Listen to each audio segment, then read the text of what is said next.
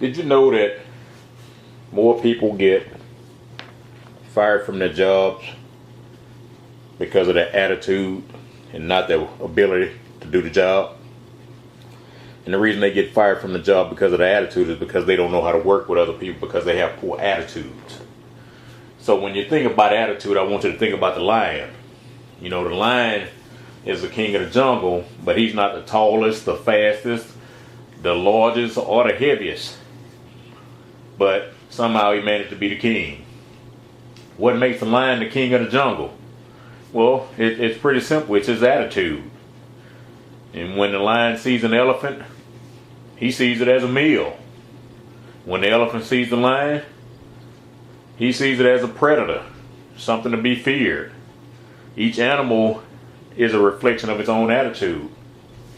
Now, I've heard a lot of people say they don't believe in daily affirmations, but I do. It's something my mentor encouraged me to do some time back. And I believe we do need to affirm what we want to accomplish daily. We need to increase our expectations for ourselves. And some of the things I say in the morning, before I get my day started is, I have a magnetic personality. I'm a good find in every person that I meet. Sharp, quality, ambitious people are attracted to me everywhere I go. Now, starting out with a mindset like that, can you imagine how my day goes? And so I believe we need to affirm what we expect. Our expectations tend to determine our attitude. And if we change our attitudes, the world around us is going to work hard to assist us in what we're trying to accomplish. And if you believe everybody you meet's a friend, that's how they're going to appear to you. I mean, some days I go out and, it doesn't happen too often, but I just went out the other day and I didn't feel like having conversations with anybody. And I know everybody listening to this feels like that from time to time, because everywhere I went, there's somebody in that building that knew me. And I had done a pretty good job of avoiding all conversation that day. And I was walking across my last stop. I was at a grocery store and I was walking across the store, and it was my last stop of the day. And I ran into one of my college football teammates from the University of Houston. And we sat there and talked to each other for about a whole hour. So, like I said, I don't run into too many days where I don't feel like talking. That was just one of the days, though. So, if you believe each person you meet is no good, that's how they're going to appear to you.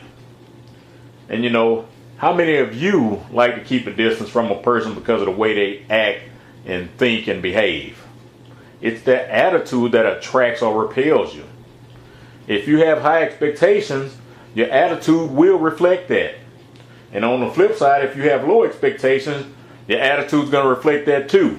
I mean, I can tell your attitude based on the conversation, the words that come out of your mouth.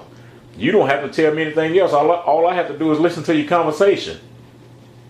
And it kind of reminds me of a guy who he felt life hadn't been treating him fairly. He went to the carnival and he saw a sign that said "Fortune's Red, $10. And he said, what have I got to lose? I'm going to go in and pay the lady my money and see what she tells me. So he went in and paid the lady $10. And she said, well, until the age 45, you're going to be broke and busted and unhappy. And for a moment, he was pretty sad. And as he got up to walk out of the booth, a light bulb went off in his head, and he smiled and went back to the lady and he said, well, what's going to happen at age 45? She said, you'll be used to it. You know why he'll be used to it? Because his attitude dictates it. And so the point of the story is to not have low expectations for yourself, because unfortunately you will get used to having low expectations. I remember sitting down. I went to meet somebody at a restaurant one day, and while I was waiting, I saw another gentleman sitting there, and I just struck up a conversation, recent grad. And I had never met a human being in my life that had no energy, no enthusiasm, and no ambition. I mean, I walked away from the restaurant sad. And so we need to be careful about what goes into our mind.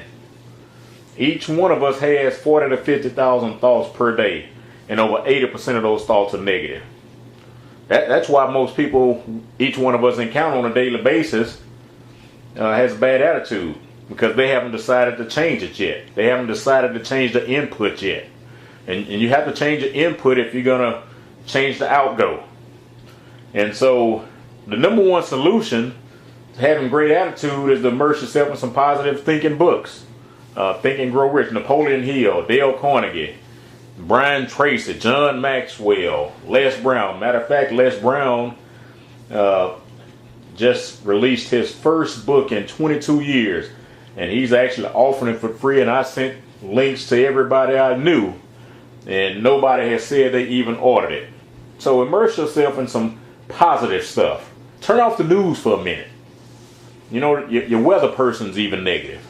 They'll come on TV and tell you it's a 20% chance of rain tomorrow. Why didn't they tell you it was an 80% chance of sun?